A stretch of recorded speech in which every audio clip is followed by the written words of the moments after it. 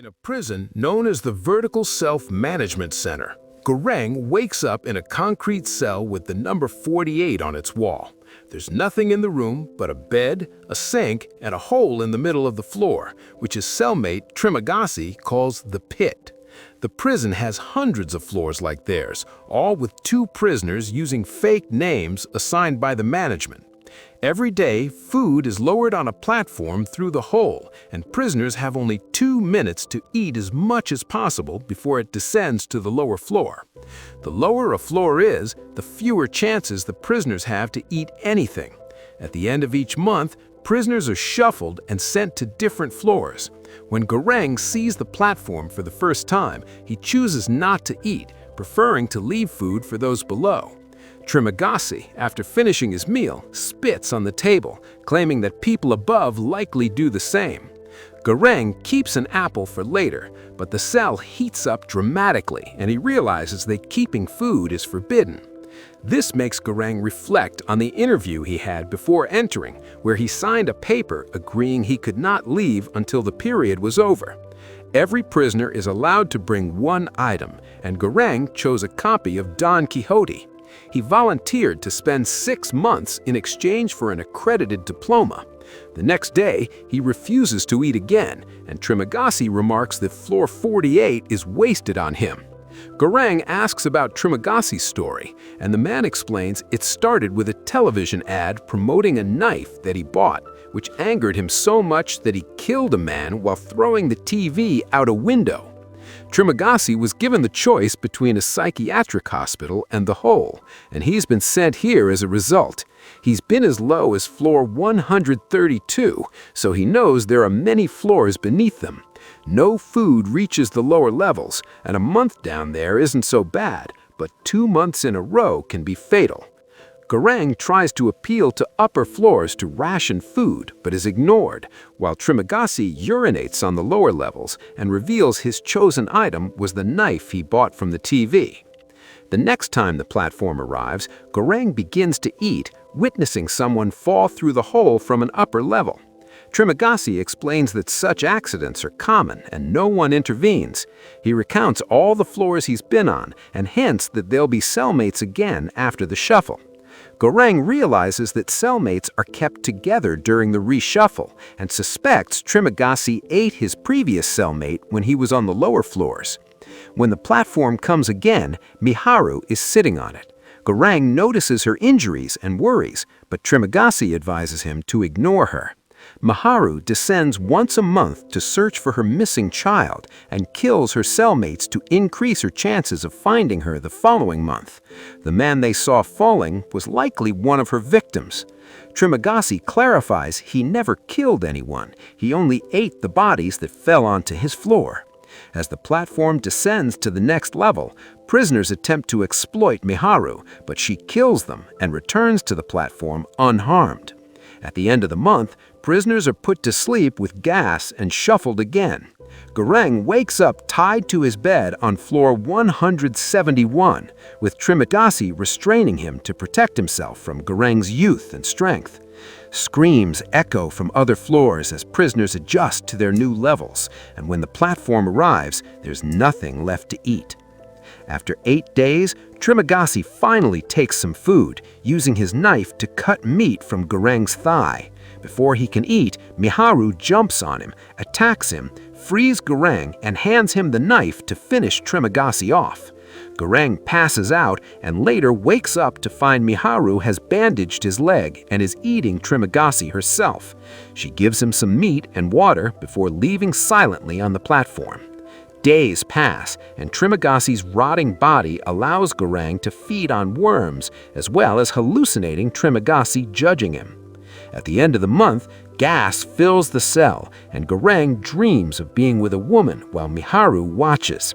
He wakes to find a dog licking him, and his new cellmate is Imogiri, the woman who conducted his volunteer interview.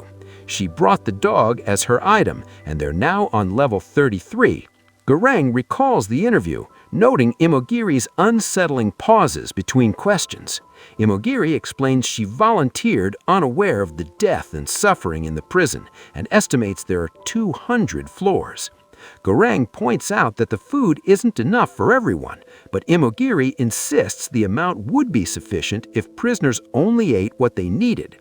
She tries to foster solidarity by preparing rations and instructing lower levels to replicate the process, but her efforts are ignored. Goreng, frustrated, tells prisoners that if they don't follow her instructions, he will defile the food daily, forcing them to eat it. The threat worked, and messages start reaching the lower levels.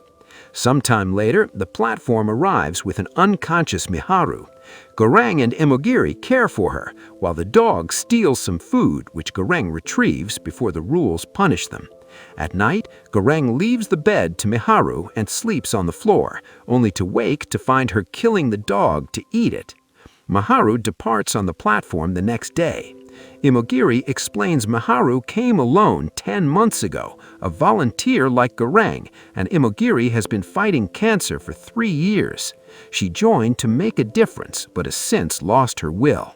On their last day on level 33, Goreng tries to make Imogiri eat something, as food may run out. The next morning, he wakes on floor 202, revealing there are more levels than Imogiri knew. Unable to cope, she ends her life with her bedsheets. Trimagasi's hallucination returns, urging Goreng to eat his new cellmate, joined by Imogiri and her dog. Goreng resists, distracting himself with other tasks, like eating pages from his book and counting days on a plate shard. Hunger eventually forces him to feed on Imogiri, guided by Trimagasi. The next shuffle places Goreng on floor 6, with Miharu only appearing as a dream. His actual cellmate is Baharat, who brought a rope and wants to climb to the top. They attempt to gather help from floor 5, but are humiliated by a prisoner who defecates on Baharat, causing him to fall and lose the rope. The platform arrives, and they eat while listening to upper-level prisoners. Hallucinations of Trimagasi and Imogiri return, encouraging Goreng and reminding him change does not happen spontaneously. Inspired, Goreng devises a plan to jump on the platform with weapons and enforce food rationing to help everyone eat. He estimates around 250 levels from platform travel times. Baharat agrees, and they break a bed into weapons. Together, they ride the platform to level 7, warning prisoners not to touch the food until lower levels. Initially hesitant because of his friends, Baharat understands Goreng's point and joins in enforcing the plan. As they continued, Baharat encountered Brambang, an old wise man he respected. Brambang supports their mission, but warns that the administration won't care. They need a symbol to inspire the lower floors. Goreng and Baharat chose a panna cotta, a luxurious dish that will make an impression if it reaches the bottom untouched. They continued down, protecting the panna cotta and keeping prisoners away with threats. At level 50, they began distributing rations, and prisoners showed gratitude. On level 97, they found a sick old man and a mentally disabled boy. Goreng tried to feed the old man, but the boy claimed he would kill the man for food later. The next level only had a body, likely where Miharu awoke. The following floor revealed 2 men attacking Miharu. Goreng and Baharat intervened, but it's too late. Miharu is killed. Despite Goreng's grief, Baharat forces Goreng back on the platform before it leaves. They continued distributing food to prisoners on lower floors, encountering many empty levels with only corpses. Eventually, they reached level 333, seemingly the last floor. Initially thought empty, they discovered Molly, the missing child, hiding under the bed. As the platform descends, Goreng asks Baharat to throw the panna cotta into the hole, but Baharat hesitates and finally gives it to Molly. They stay on the floor, haunted by Trimagasi, Imogiri, and Miharu. Baharat acknowledges the girl as the message before dying from his injuries. The next time the platform arrives, Goreng brings Molly and they're lowered to floor 0, completely dark and empty. Trimagasi appears, telling Goreng to step off the platform because he's not part of the message. Together, Goreng and Trimagasi watch the platform rise with Molly, hoping she will reveal the harsh reality of the prison to the abusers above. The Vertical Self-Management Center ends as a story of survival, sacrifice, and the power of solidarity, with Gareng passing the message of hope through the child to everyone in the system.